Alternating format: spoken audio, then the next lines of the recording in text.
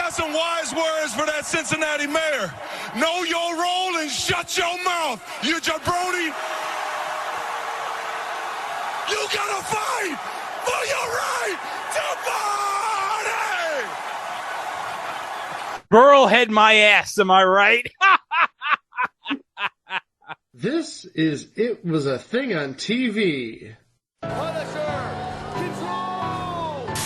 Harry, before I change my mind! I give you Super Train.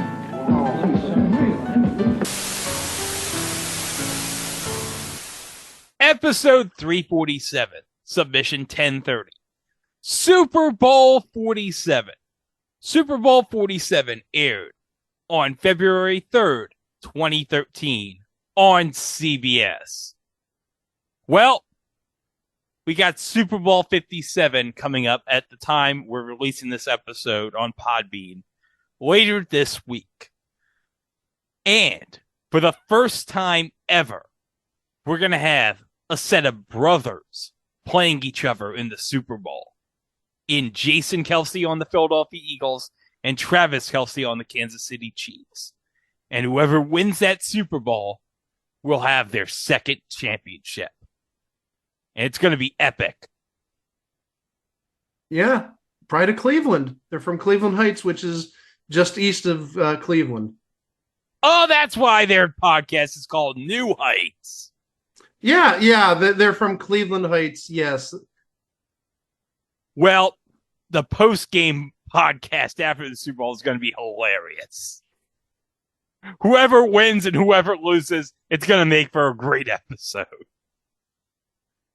But would you believe that 10 years before that Super Bowl, we had two brothers coaching against each other in the Super Bowl? And I think we should mention that just by coincidence, we're doing this episode this week talking about brothers in the Super Bowl when this year we're going to have two brothers playing in the Super Bowl. This was just pure coincidence. Yes. So in the 2012 NFL season, we had the Baltimore Ravens and the San Francisco 49ers. Now, both teams the year before had suffered heartbreaking losses in the conference championship game in the 2011 season. Now, I remember the Baltimore Ravens freaking had that heartbreaker against New England where freaking Lee Evans dropped that pass in the end zone that would have given them the lead. And then Billy Cundiff came on. All he had to do was hit a chip shot field goal to tie the game. That's all he had to do. And then that jackass missed that kick, and I was pissed.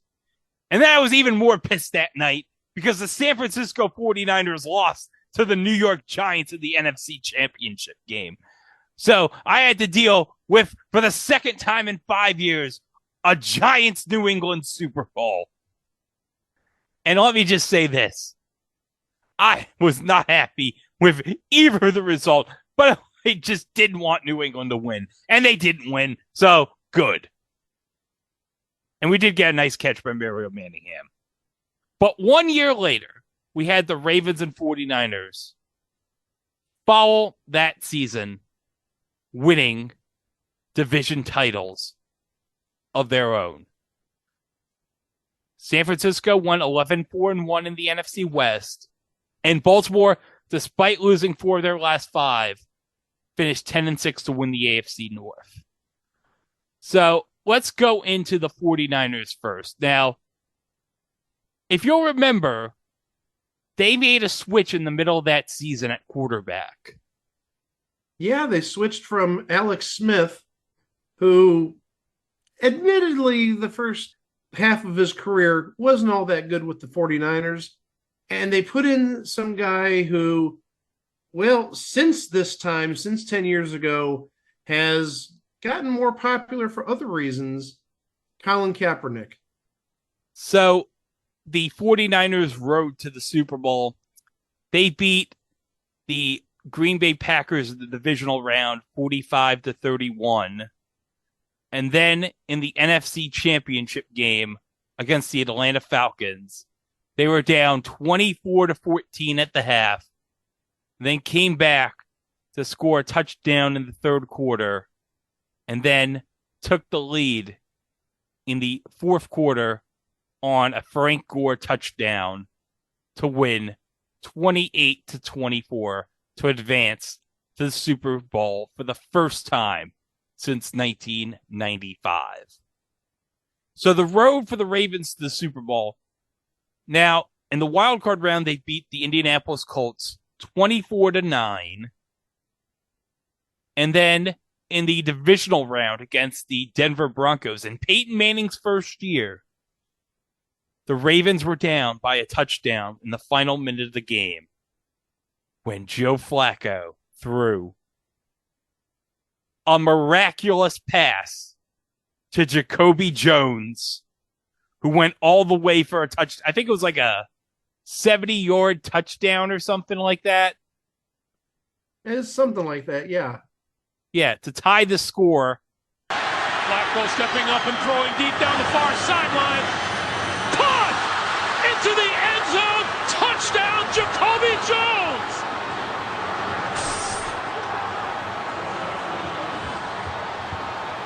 How does that happen in the Denver secondary?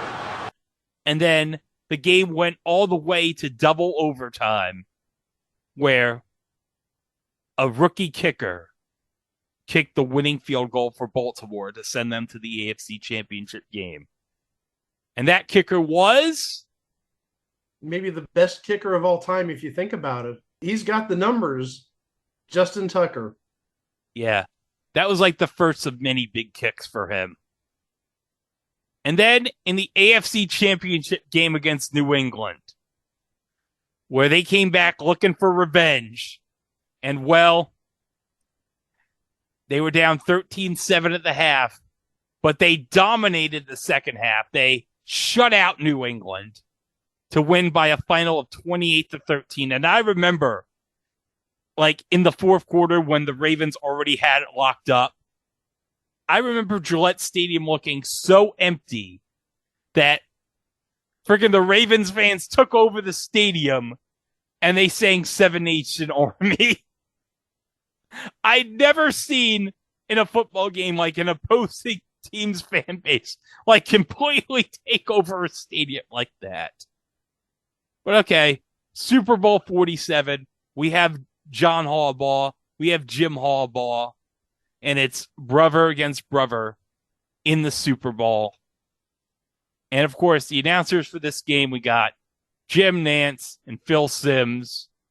And on the sidelines, we got Steve Tasker and Solomon Wilcox. Oh, by the way, do you want to know a fun fact about this Super Bowl for me? This is story time with Greg, everybody. I actually missed like the first quarter of this game because my aunt and uncle were having like their 50th wedding anniversary on the freaking night of the Super Bowl. Because they thought, oh, Super Bowl, nobody's going to care about that. Yeah, and I missed the entire first quarter. Thanks, Greg's aunt and uncle. But don't worry, Greg, you didn't miss much. The action came a little bit later. Okay, so at the 10:42 mark, we had our first score of the game coming up right here. And it was this Joe Flacco 13-yard touchdown pass to Anquan Boldin. When you think of, like, in my opinion, some of the most underrated players in the NFL, Anquan Boldin's got to be right up there. He doesn't get love because he was overshadowed by Larry Fitzgerald in Arizona, but you're absolutely right. He is a really good wide receiver. But you know what my most memorable moment of Anquan Boldin is? What's that? It was a Jets-Cardinals game in 2008 where friggin' Anquan Boldin's going for a pass, and Eric Smith on the Jets lays out the sickest helmet-to-helmet hit on Anquan Boldin. Like, he literally, I swear to God, gave him like a concussion. Well, that's not smart. No!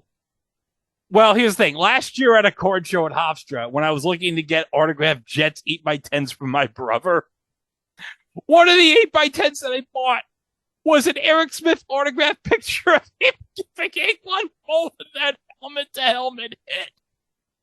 I'm like, my brother's going to like this, of Eric Smith nearly paralyzing Anquan Bolden. Oh, one thing I just noticed about the Ravens jerseys, they have the Art Modell patch. I forgot Art died that year, I think. Yeah, it was sometime in the 2012 season or during it. Yeah, I mean, he sold the team way before then, probably close to 15, 20 years ago at this point. Yeah, Biscotti, yeah. Biscotti bought it. But yeah, I can't believe it's been well over a decade since Art Modell passed. Not that he's beloved here.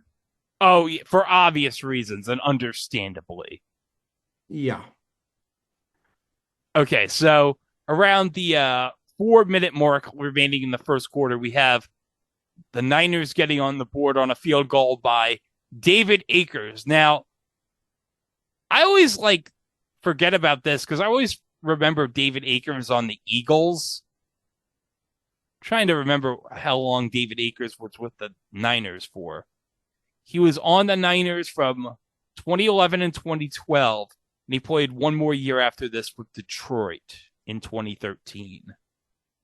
Makes sense. I'm thinking that Phil Dawson went to the 49ers around 2013, 2014-ish, because he was the Browns kicker forever since they returned in 1999. And one thing I should mention, because I'm skimming through the game through the NFL YouTube channel, and one of the players on the Ravens, a New Orleans native playing this game, and I think if he's not in the Hall of Fame, he should be in the Hall of Fame. Ed Reed. He's in the Hall of Fame. Oh, he definitely is in the Hall of Fame and is so deserving. Well, as we're recording this, Ed Reed was going to be the coach of Bethune-Cookman, but he, I guess, had second thoughts and he, he decided he wasn't going to take the job. Something like that. Well, it wasn't really anything with the contract that, he reneged on it or anything like that.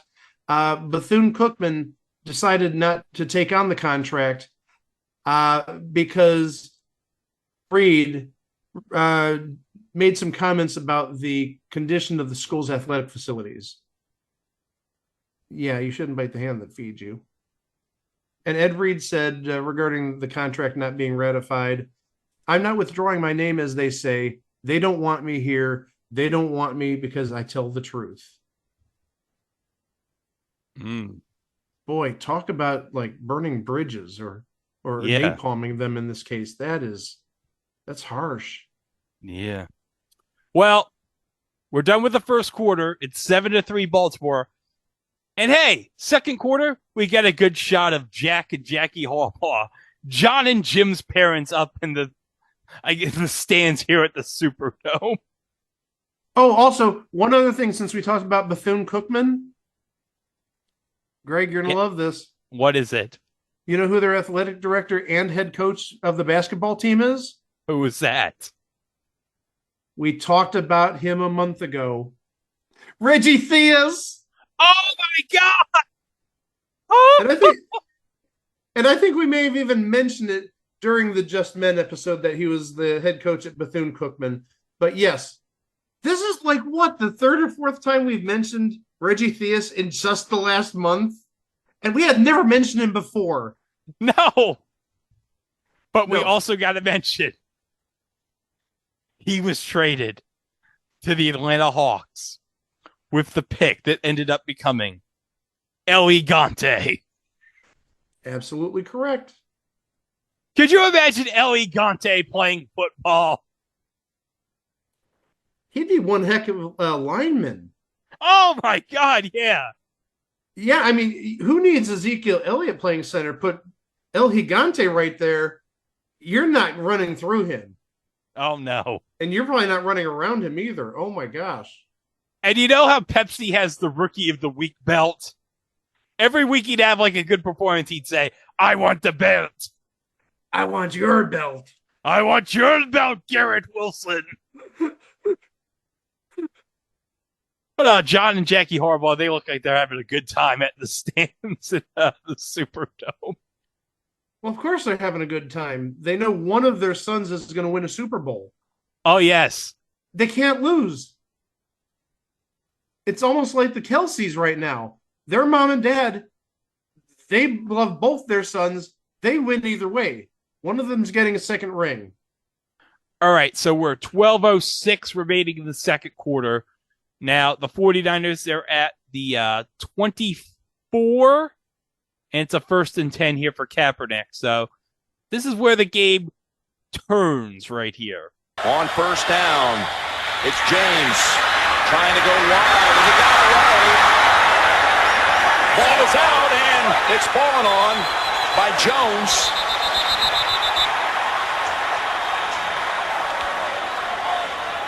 Right over by that Baltimore bench. Are they going to say they already had whistled him down?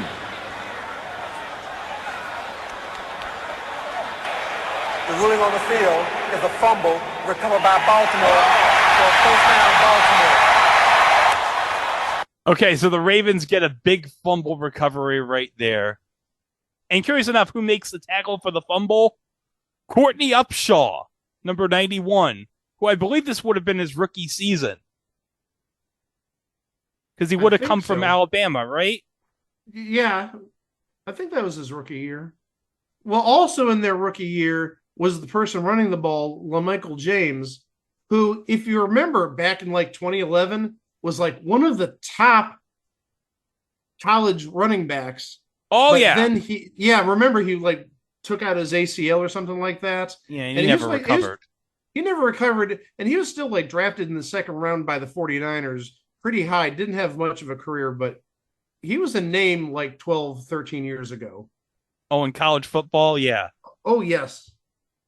Okay, so we're at 7:15 around that mark here in the second quarter remaining. And Joe Flacco, he'll go to Dennis Pitta for the easy touchdown, and that puts the Ravens up 14-3 after the extra point is kicked. So the Ravens, they take advantage of that fumble, and they have a 14-3 lead. But okay, here we go. It's the next drive here for the 49ers. 1st and 10, 7:06 left. On 1st down, Kaepernick going to drop back, going to throw it, middle of the field, and he's intercepted by Reed. Reed has just tied a postseason record for most interceptions as the New Orleans native has the pick, and a flag is out. Oh, and there's a scrum right here. Okay, so Ed Reed gets the interception in the Super Bowl in his hometown, and a stat that CBS puts right here on that interception by Kaepernick. The first Super Bowl interception in the history of the San Francisco 49ers on 170 pass attempts. And this was their 6th Super Bowl. Yes. And I think that just says how good Joe Montana was back in the day. And Steve Young. In that, you got to give him credit too. Steve Young too, yes. So, okay, we got a 4th and 9 here. And the Ravens are going to kick a field goal here with Tucker. But okay, this is where it gets absolutely crazy. Because I was watching this game, like, before we started this. I'd forgotten this happened. Because I think I came home right around the either the start or near the end of the first quarter, start of the second quarter, around that time, from my aunt and uncle's wedding anniversary. So here it is, this crazy play coming up. The rookie to kick in the Super Bowl since Ryan Longwell for Green Bay back in Super Bowl 32, and it's a 32-yard field goal attempt. Oh, it's a fake, and it's Tucker taking off. Tucker's running it short of the first. So the Niners get a big stop right there, and I got to give Justin Tucker a lot of credit. He almost nearly got that first down. That was a very ballsy move. That was a very ballsy move by John to fake it right there. But I think it's, let's see who got the tackle right there. It wasn't Willis, I don't think. It was, I think it's 28. 28. So that was Dorcel McBath who made the tackle on that play on Justin Tucker. Okay, back from commercial break. Hey, look, it's Roger Goodell with a kid in the stands. That's nice. He still sucks. Well, duh. Oh, hold on a second. Let us not forget. Remember in the double doink game between the Eagles and the Bears? Do you remember who Roger Goodell was sitting next to in the Soldier Field skybox? I do not. He was sitting next to Alex from the Shriners commercials. Oh, jeez. So you know what we learned? Roger Goodell is a big closet fan of Buzzer. Never thought you'd hear that on this podcast. Roger Goodell, a low-key fan of Buzzer. That's a hot take if I ever heard one. Roger Goodell is a fan of Buzzer.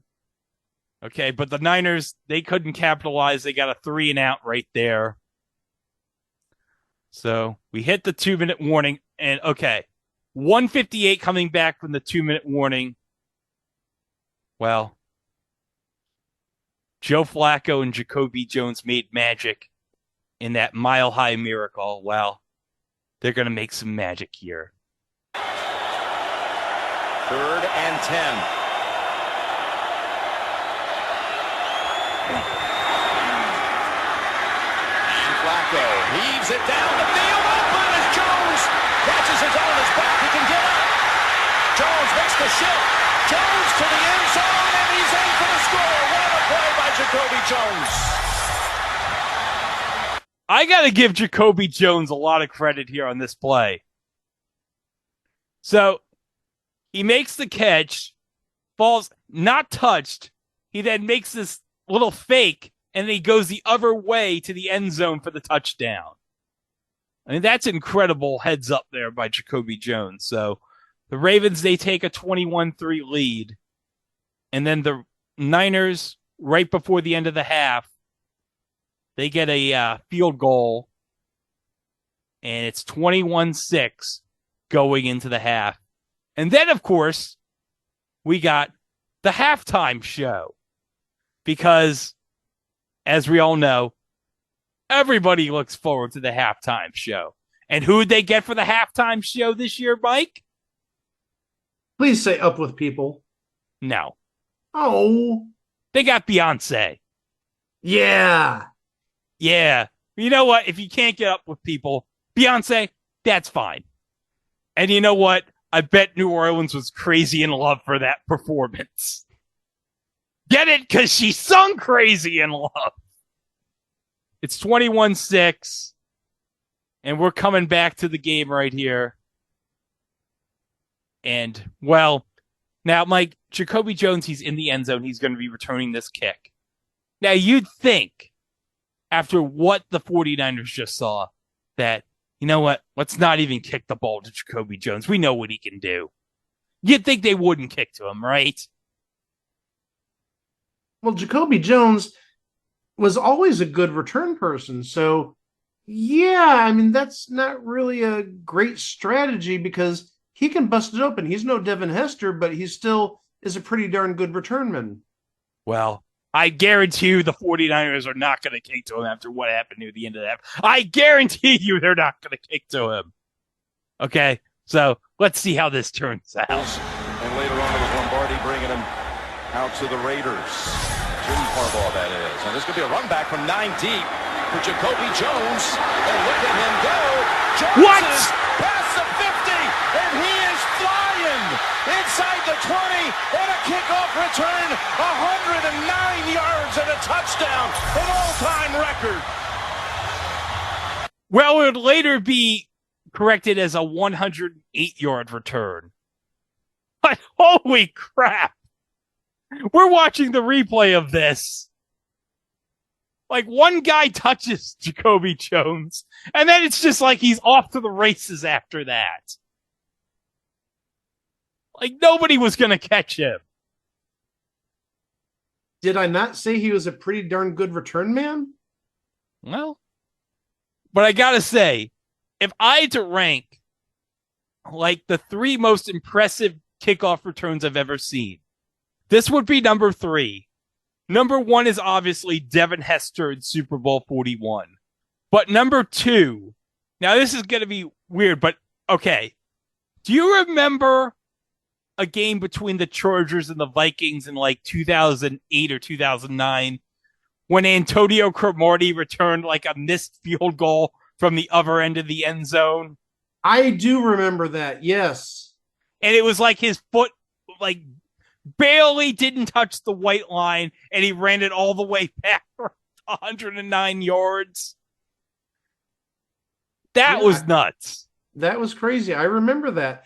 And I think that actually, hey, this isn't cards out of context or cards without context, but I think it was that play that made me want to try and find like an Antonio Cromartie signed rookie card. And I still have it. It's in my collection somewhere, but I do remember that. And I remember not long after that finding it in like a $5 bin at the local card shop and then just adding it to my collection. And of course, we know the other thing Antonio Cromartie is known for. Well, we've talked about it many times on this podcast. He could field the team who could go against a team of Phillip Rivers' kids. Oh, yeah. I guarantee you, Phillip Rivers' kids and Antonio Cromartie's kids are going to form like a giant super team. That would be kind of weird with the jersey names. Everybody would have probably the first initial and then Cromartie or Rivers on the back. You couldn't have 14 people wearing Rivers and 14 people wearing Cromartie. Got to put some initials in there. Okay, so we're at 2nd and 7 with the Niners' first drive in the third quarter. And Colin Kaepernick, he gets sacked. Like, it looks like someone grabbed onto his leg and Colin Kaepernick just tripped. Yeah, it looks like it's 55. I think that's Terrell Suggs. Yeah, it is Suggs, yeah. That was Suggs who, I guess, reached for the leg and then he, tripped or whatever. But okay. What happens next? Here we go. Good no throw, though, by Colin Kaepernick. He is going to throw this down the middle to Vernon Davis. Watch. But look at the safety is anticipating. Wait, what's going on? What? Hold on a second. What happened to Phil? Wait. I know what he's talking. Wait, why is the stadium crappily lit? Wait, what? Oh no! Donna Mills, what did you do? Not again! But yeah, for some reason, half the Superdome is without power. We're looking at the Superdome with no lights on the half side of the stadium. And it looks like a crappily lit video game render. Am I not wrong in thinking this? No, you're not wrong. I mean, what it looks like is like the auxiliary lights where the emergency lights are on. There's no power on that side of the stadium. Yeah. Meanwhile, the other half of the stadium is completely lit. So it was I remember at this part thinking, well, this is weird. And then they went to commercial. So I was confused for a good 4 or 5 minutes. And then, well, you know who was here to help us through this time? Steve Tasker. Welcome back to New Orleans. This is Steve Tasker, sideline reporter for the Super Bowl 47. If you're expecting to hear our friend Jim Nantz, there may be a moment before he gets on. Half the power in New Orleans Stadium, the Superdome here, is out. And almost a perfect semicircle of the lights. Half the stadium stayed light, half of it went out. The scoreboard is also not working as well. And here's what happened. Okay, we see everyone on the field. As we watch the game start to proceed pretty much as normal. One big click of the light switch, and we lost power in the half of the stadium. Now, okay, so let's go back to the replay right here. And there, see right there, the big scoreboard here that has the video monitor that goes out when the power goes out, along with one of the stat screens on the right side of the stadium, while the left side of the stadium, like all the LEDs and that scoreboard right there, is completely fine. And if you're watching this, we're watching this through the NFL YouTube channel's replay of the game. So the reference point to pause it is like the 1 hour, 15 minute, 17 second mark. So this is the reference point here. But yeah, half the side on the left is completely lit and the right side completely dark. So then I remember, obviously you had the halftime show. So you had the NFL Today guys, which would have been at this time James Brown, Bill Cowher, Boomer Esiason, and Shannon Sharpe. They had to do another recap show. So they basically had to do the same recap show they did, plus the Jacoby Jones touchdown. And they had to do this all over again while also trying to provide updates during the blackout as to when the game had to resume. So this went on for a good 34 minutes. And I do remember at one point now of the second recap show from the NFL Today crew. Now, I remember this very well, and this is going to be funny for later, but Bill Cowher actually suggested that for the 49ers to get back into the game, he suggested Jim Harbaugh bench Colin Kaepernick for Alex Smith. And I'm thinking, back then, why would you want to do that? I know you're down 22, but, I mean, Alex Smith no. He was benched for a reason. Yeah, like I said, he just wasn't that good.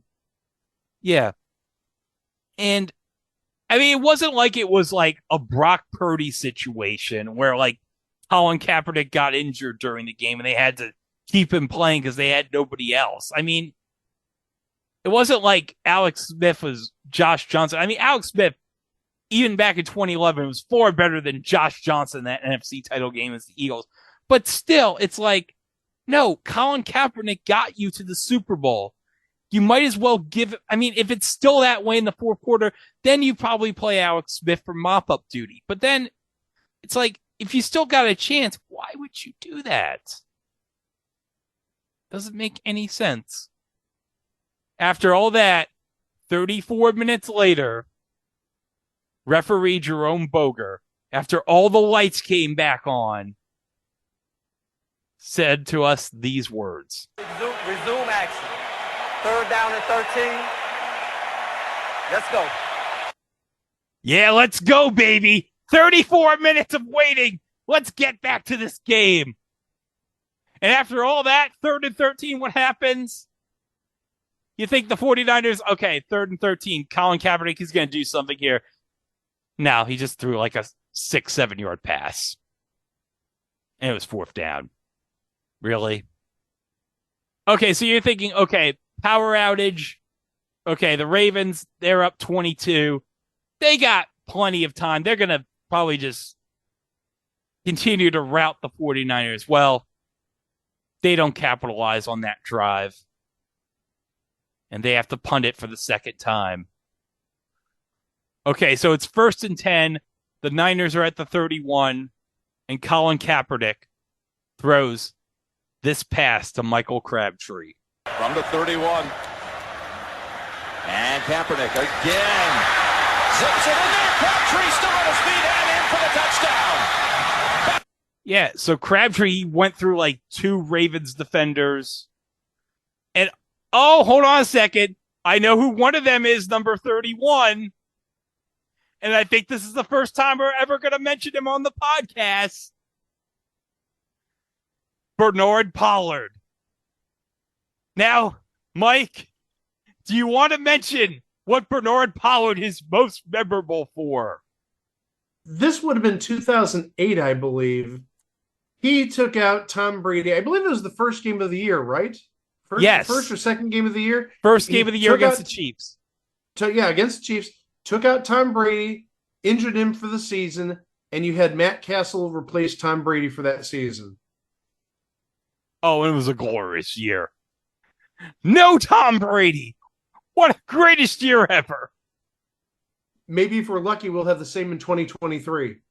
Oh, Fingers let's crossed. hope. Let's hope. Let's hope Josh McDaniels doesn't convince him to come out of retirement. Let's hope. Or Stephen Ross. But I should note, Bernard Pollard injured Wes Welker at the end of the 2009 season before the playoffs. And then he injured Gronkowski in the playoffs in 2011. I gotta say, Bernard Pollard, it seemed like he had a cheat code. Like every time he touched the New England Patriots player, they'd get an ACL injury and be out for the season. Well, also, wait, you're forgetting another one that happened in the 2012 AFC Championship game. Okay, this is the one I forgot. Okay, what is it? He had a helmet-to-helmet hit on running back Stephen Ridley, which gave Ridley a concussion. Oh, that's great. So in the span of about 4 years, he took out Tom Brady and Wes Welker and Rob Gronkowski and Stephen Ridley. But yeah, Bernard Pollard was essentially a Patriot killer, if you will. Yeah. Or at least maybe not a killer, but a harmer of the Patriots. The Patriots' big players. Yes. So Baltimore, they got another 3 and out. And then the 49ers, they get a big kick return. And hey, Mike, who is that returning the punt for San Francisco? Number 19. Oh, that's Ted Ginn Jr. That's right. And we talked about Ted Ginn Jr. back in episode 92 in the worst Monday Night Football game ever between the Dolphins and the Steelers, which involved, of course, the classic moment with Cam Cameron talking about how they drafted the entire Ginn family. And, well, Cam, God bless you, you tried. But no. You weren't going to make Miami fans happy that entire year. Oh, hold on a second. One thing I forgot about Cam Cameron. You know he was the Ravens offensive coordinator to start the season, right? Right, yeah. And then he got fired near the end of the season. And do you know who John HarBowl replaced him with? I know, but I'd like you to say it. Okay, I'm going to say it right now. Jim Caldwell. And no, I'm not talking about the tic-tac-toe Jim Caldwell. I'm talking about the former Indianapolis Colts and Detroit Lions head coach, Jim Caldwell. Yeah, this coach, Jim Caldwell, he knows when the categories have been shuffled. Oh, yes, that's right. Oh, my gosh. But no, I wanted to add about Ted Ginn Jr. Just this past year, I think this is his first year in retirement. And in retirement, he was an assistant coach on his alma mater's football team, still coached by his father. They ended up winning a state title this year in Ohio. Oh, that's terrific. Congratulations, Ted Ginn Sr. and Ted Ginn Jr. Very well deserved. Yes. Okay, so Ted, he set the 49ers up perfectly at about the 20. And so we get this pass here to Vernon Davis for a first down. Oh, I forget how good Vernon Davis was for the Niners around this period. He was probably like one of the best tight ends in the NFL. And seriously, he could have been probably even better. Yeah. He was probably like a top 5, top 6, top 7 tight end. But he legitimately, with his skills and size, he could have been like one of the top 2 or 3. Okay, so Kaepernick, he hands it off to Frank Gore for the touchdown. And now the Ravens are seeing their once magnificent lead go down to 8 points. So the Ravens, they get the ball back again. It's 2nd and 7 here for Flacco. And let's see what happens here with 4:21 left in the third. 2nd and 7. There's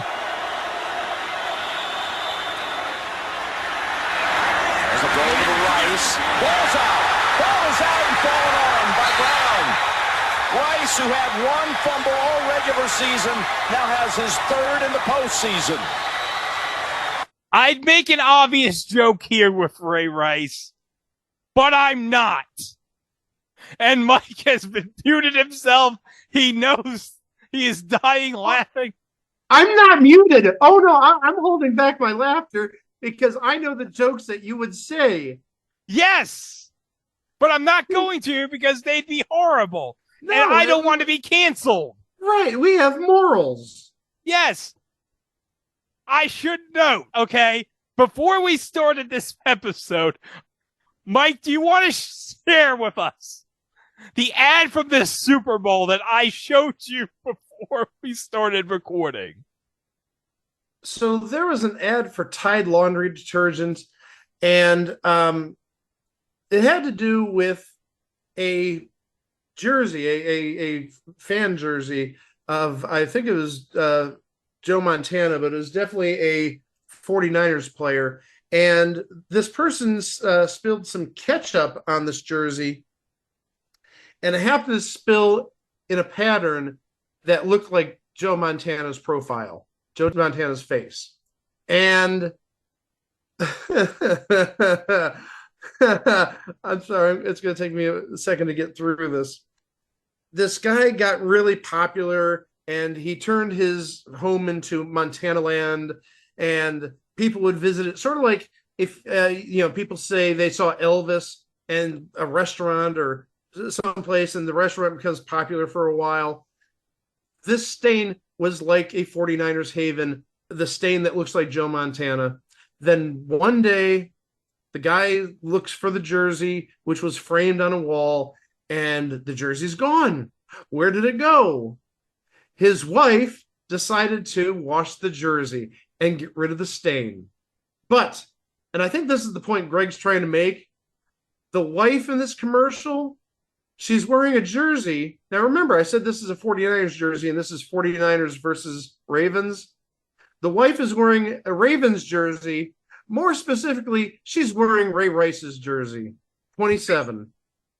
They couldn't have, in retrospect, she could have worn a Ray Lewis jersey. She couldn't have worn like a Todd Heap jersey. She could have worn like a Kyle Bowler jersey that was in her closet for the last decade. Yeah, in retrospect, this aged horribly. Yeah. Oh, and by the way, I forgot to mention, this is Ray Lewis's final game. I didn't think we mentioned that beforehand, but yeah, this is Ray Lewis's final season, and this is his final game, Super Bowl 47. Boy, I hope it goes out with a bang. Hold on, you know what I just thought of? Yeah. Do you remember that SNL TV Funhouse skit with Ray Lewis in the Disney commercial? I don't remember that. I'm sorry. Oh, you don't remember it? It was hilarious. He was in a Disney animated movie where he's in these horrible events, like the shooting of Bambi's mother and the death of Mustafa in The Lion King. He's like, I didn't see nothing. It's an all-star cast of Disney favorites and the Super Bowl MVP in Ray of Light. Who's you hanging with have been bad. Don't say nothing to make them mad. You can smile, it ain't no crime. You got the #1 defense of all time. With classic Disney adventure.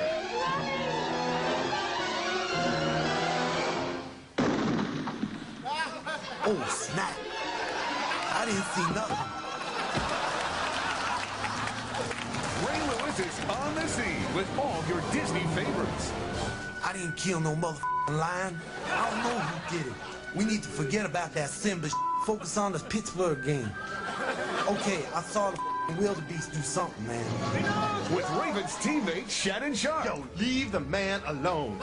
This is the best player in football. He didn't take your puppet. And songs by Elton John. And squealing on your friend is the hardest part of life.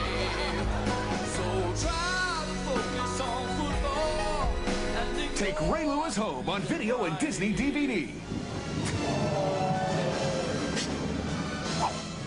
Oh, dear. I didn't see nothing. Disney's Way of Life. Rated R. I didn't kill no mother in life. stars by Ray Lewis. Puff Daddy's Fantasia coming next Christmas. Nobody kill no one. He went out with a bang. He did. Because he supposedly killed 2 people. Supposedly. Allegedly. Yeah. Look, sure, the man, he might have murdered somebody, but this is like the greatest defensive lineman in the history of the NFL. This is Ray Lewis we're talking about. Ray Lewis! Just like O.J. Simpson. But enough about that. Okay, 3rd and 7 here at the 21. Kaepernick, he throws this pass right. I think it's tipped here by 29. Let's look at the replay right here real quick, because this was intended for Ginn. Yeah, got a hand on it. And probably might have saved a touchdown right there from Ginn. So David Akers, he's got to kick a field goal from 39. And nope, no good. But there's a flag. So it's a 5-yard penalty running into the kicker, but it's 4th and 7. So they had to redo the kick again, this time for 34. And then Akers, this time, makes the kick. And with 3:10 to go in the 3rd, it's now 28-23. And that 29 that you mentioned on the Ravens was cornerback Kerry Williams. Okay.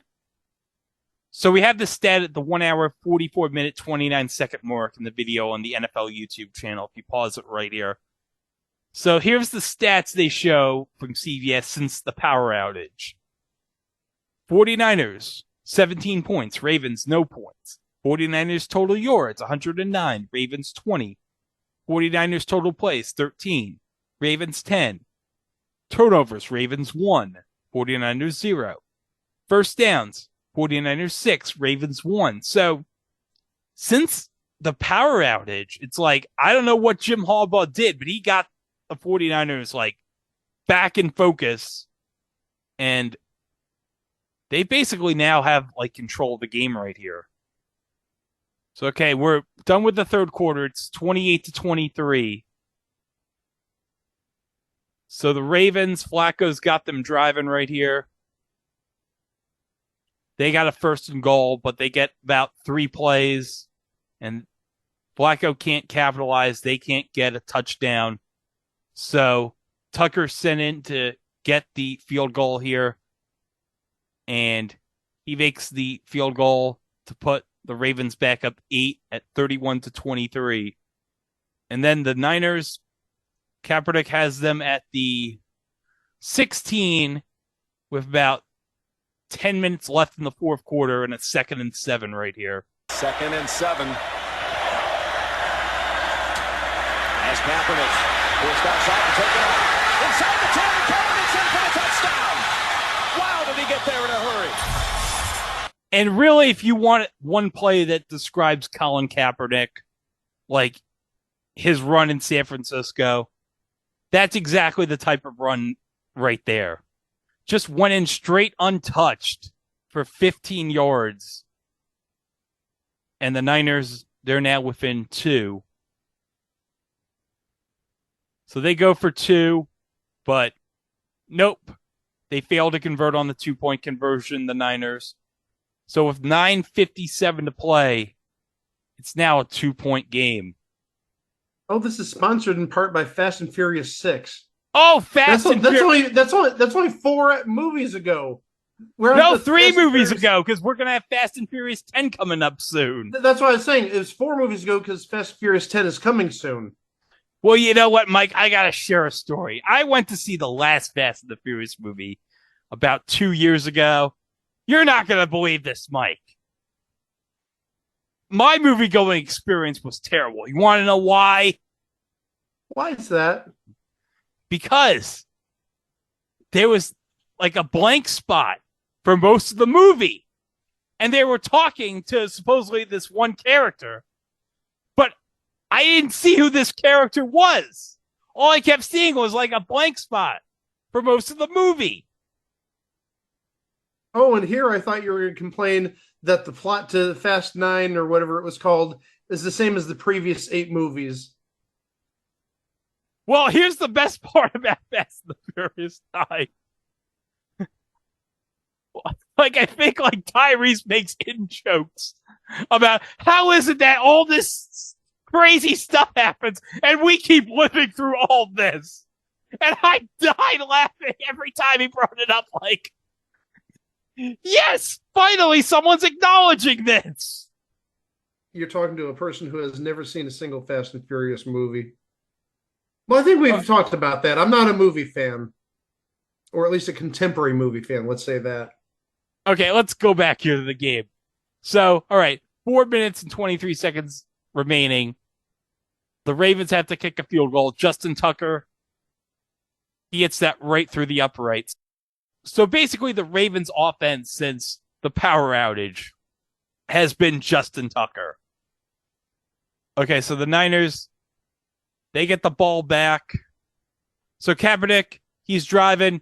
He's got the 49ers in the red zone, and you're thinking maybe the Ravens are going to pull off an epic choke job, and Colin Kaepernick is going to give the 49ers their 6th Super Bowl championship. So there's a 2-minute warning. It's 2nd and goal for the Niners. But Kaepernick, he throws an incomplete pass on 2nd down. Then on 3rd down, Kaepernick, he goes for Michael Crabtree. But Crabtree, he has the ball, but it's knocked out. And so it's an incompletion, setting up 4th down. So, okay, 150 remaining. This is the big play right here. Through the play and 4th and goal.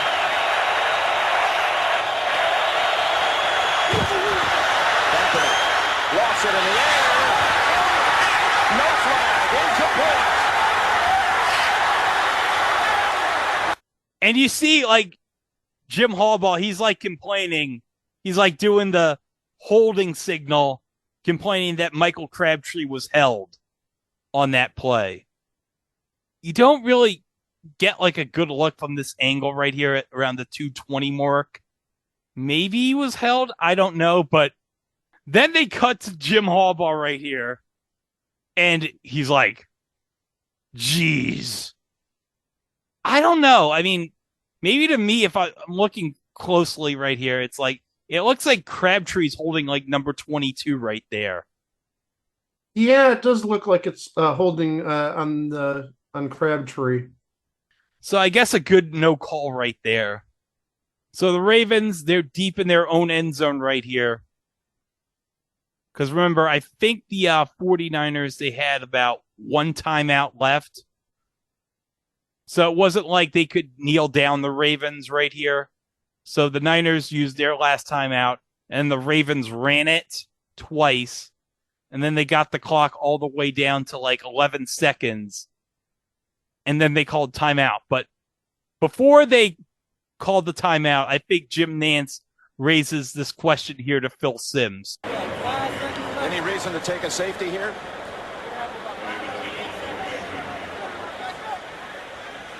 I'm thinking, no, I would not. I would punt it.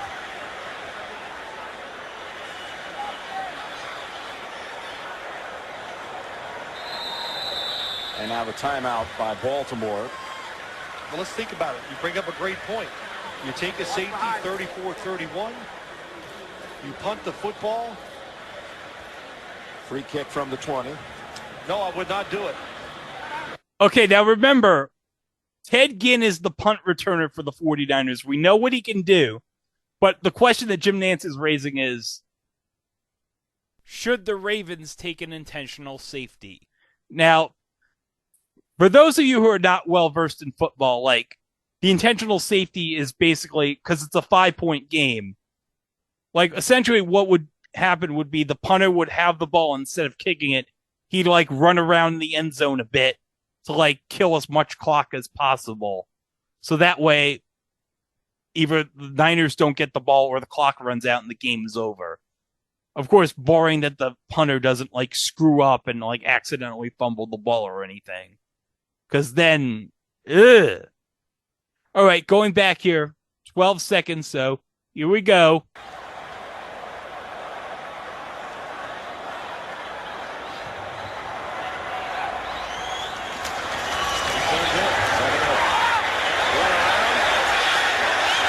Yeah, so the punter is just running around And takes the safety with and 4 just seconds to go. gets pushed into the end zone for a safety. Bench ball, nobody going after the punter. So, okay, now it's 34-31. So the Ravens are going to punt it here. They're going to drop kick it. But there's one scenario that Nance raises before the Ravens make this punt. Now, there is this obscure rule, and I did not know about this until this game. But if you, call for a fair catch, you can have the option to, have the field goal kicker have, an unrushed kick with nobody defending it, the fair catch free kick rule, which, to my knowledge, I think has only been done, 4 or 5 times in the history of the NFL. And nobody's ever successfully done it. From what I understand, it's a high school rule also, but it's not used in the NCAA whatsoever. All right. So with that in mind, 34-31, 4 seconds left, and the Ravens are going to punt it here. And he booms this one. That takes the fair catch free kick out of play. And it's Ginn to the 40. Still on his feet at the 50, and the Ravens have won it 34-31. And after all that, the Ravens hung on to win their second Super Bowl in franchise history, and John prevailed over Jim in the HarBowl Bowl. And Joe Flacco was named the Super Bowl MVP, going 22 for 33 for 287 yards, 3 touchdowns, and a passer rating of 124.2. And of course, as we know, years later from PFT commenter, this game proved that Joe Flacco was elite. And if you saw him earlier this year, he was still elite against the Browns. Yeah. Well, what was that win probability? 99.9%. I don't want to talk about it anymore. I don't want to talk about it either, because that game's basically the reason why Robert Saleh still has a freaking job. So good, it didn't work for either of us in the end. Freaking 5-2 start. Should have been 3-4 after the freaking. They should have lost that Cleveland game, and they should have lost the Denver game. So in reality, they should have been 5-11. And by the way, for you new listeners, I really don't like Robert Saleh. Tell us how much you like Nathaniel Hackett. It's going to be really hilarious if Derek Carr ends up on the Jets and not Aaron Rodgers. Because that's basically the only reason they hired Nathaniel Hackett. Not because he was qualified, but because we might get Aaron Rodgers. Maybe. Who knows? So let's hire this guy who worked with Aaron Rodgers for no reason. Well, I will say, if it does lead to Jim Harbaugh in 2024, then maybe it was all worth it. Maybe. Knowing both the Johnson brothers, he'll probably hire, I don't know, who's the shittiest head coach right now? Well, can we count Cliff Kingsbury or not because he's fired? He's fired. Oh, well, who's the worst? I don't know. There's so many names you could pick. Can we say Jeff Saturday? Yes, we can say Jeff Saturday. There you go. Well, as of time of recording, he's still the Colts head coach. Maybe he'll be permanent. I don't know. I don't know what Jim Irsay's doing in Indianapolis. I don't think Jim Irsay knows what he's doing. No. But man, this Super Bowl, it was such a crazy game. You had a power outage. You had Joe Flacco. You had Colin Kaepernick. You had the Harbaugh brothers. What a magical moment it was. And in 2013, Super Bowl 47 was definitely a thing on TV. But Mike, Yeah. Do you want to bid on something related to this Super Bowl? Do I? All right, let's play eBay Price is Right.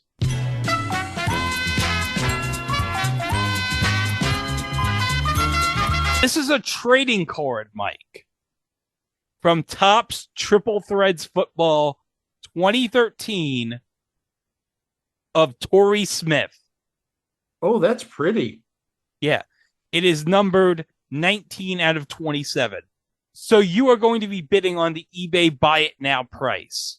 So we're going to play this game range game style. I'm going to spit out dollar increments from like 1, 2, 3, and then you're going to stop it. So the range is going to be somewhere along the range of $2, okay? So you got to be $2. Okay. $2. So you got to be within the range of $2, okay? All right. The imaginary one's going to go from 0 to about 15, okay? So this is under $15. This is under $15. You've already helped me a ton because I was going to say 20, so that's good. Okay. All right, here we go. 1, 2, 3, 4, 5, 6, 7, 8, 9, 10, 11, 12. Stop. Okay. So it's between $10 and $12. Like that's your Yes. that's your That's estimate. yeah, between 10 and 12. Yeah. Okay. Well, the price $8.40. That's not a bad price for that card. No. Look at that beautiful patch where it says CH. Look at that. It's white with the gold stitching on it, and then you have black there. That is beautiful. Yes. And I'll read the back here. Torrey made some key grabs in Baltimore's romp to Super Bowl glory in 2012-13, particularly in the divisional playoff game at Denver. Smith caught 59 and 32-yard touchdown passes for a 38-35 victory. I love Topps. Nice card. It's a nice card. I miss Topps Triple Threads football. Oh. Well, at least we still got baseball. Well, that may change in the next couple of years. Yes. Because Fanatics, as you know, they own Topps, and the license for NFL cards and NBA cards is going to be up, I think, in 2025.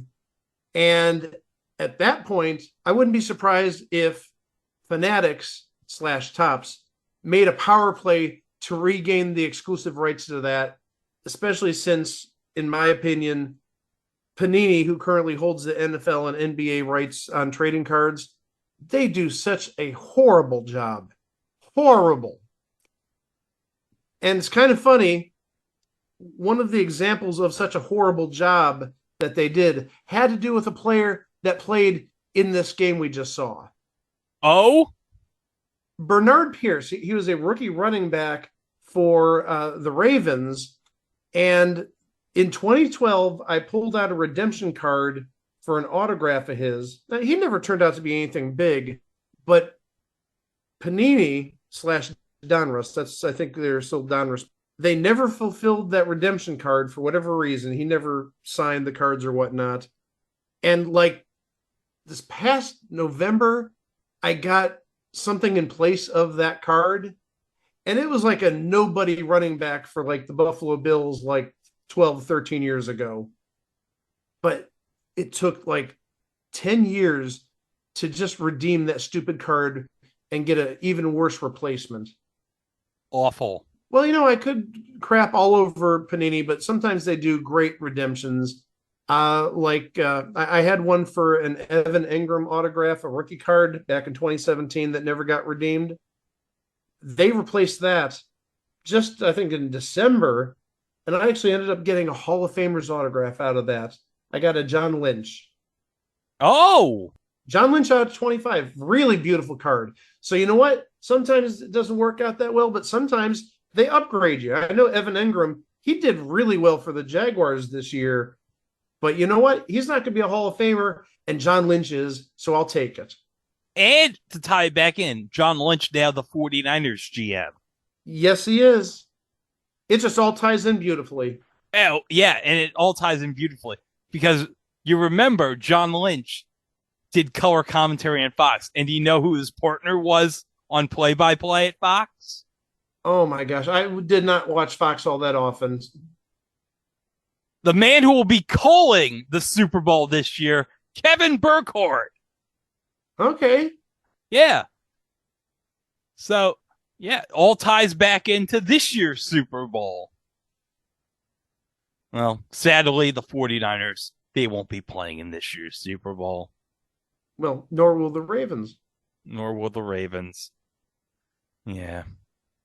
But in 2013, it was a memorable Super Bowl. But you know what? I figure, how about we have a haiku to honor? Let's do a haiku. Yes. Yes. We haven't done a It Was a Thing on TV haiku corner in a long time. So let's play the music. Oh, man. It's been a while.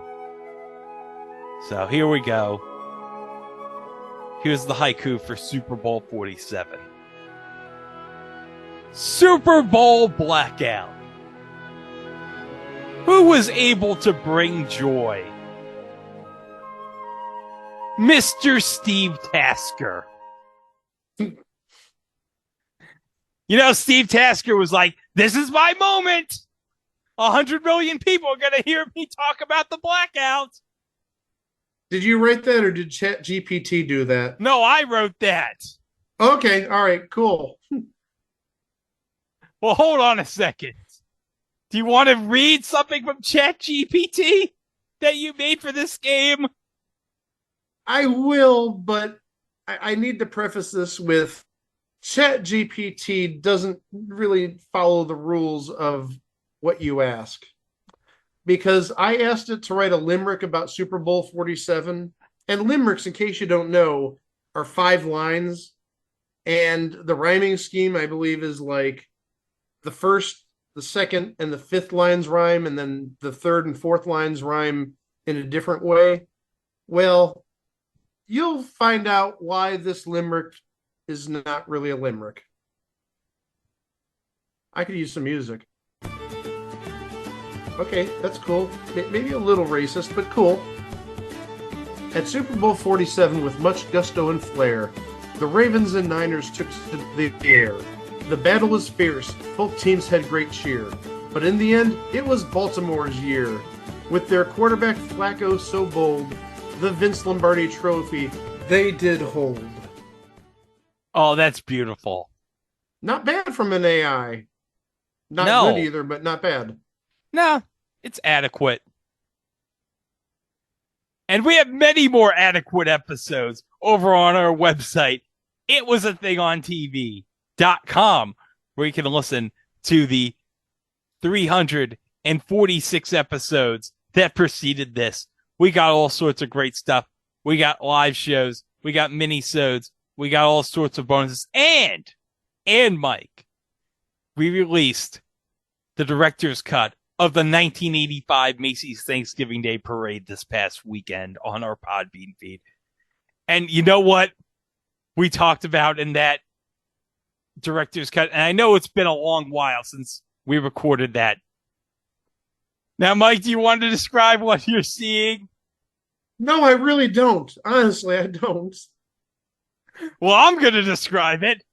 In case you didn't listen to it, it's a poster of former New York Jets quarterback Ken O'Brien in jeans and a leather jacket. And it says, Ken O'Brien, born to gun. And it's the most homoerotic poster unintentionally I've ever seen in my life. Never thought we'd talk about the homoeroticism of Ken O'Brien on this podcast, did you? Oh my God. His ass sort of did stick out there. I'm sorry. It was very noticeable. Not that I was paying attention to that.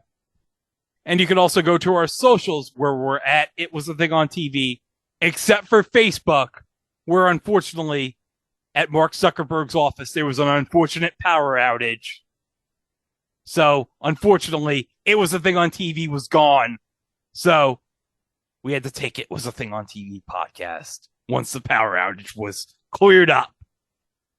And, of course, you can always listen to this podcast wherever fine podcasts can be streamed. And also visit our YouTube where you can like, subscribe, and ring the bell to stay up to date on all future entries, including our next episode. We got Valentine's Day coming up. So we got 2 Valentine's Day episodes coming up. But the first one, Mike, we're going to be learning the art of meeting men. And we're going to learn how you're going to pick up men. Now, this isn't for us. This is for the ladies. This is for you ladies. You're going to learn how to meet men. We're wondering, how do ladies meet men and pick up men? Have you ever wondered that, Mike? How ladies meet men and pick up men?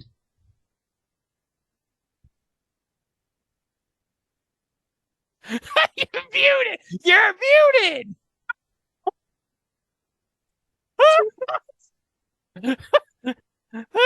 You're muted! I'm not muted. I just can't answer that question. I have an answer, but I don't think I can get my ass into that pair of Ken O'Brien's jeans.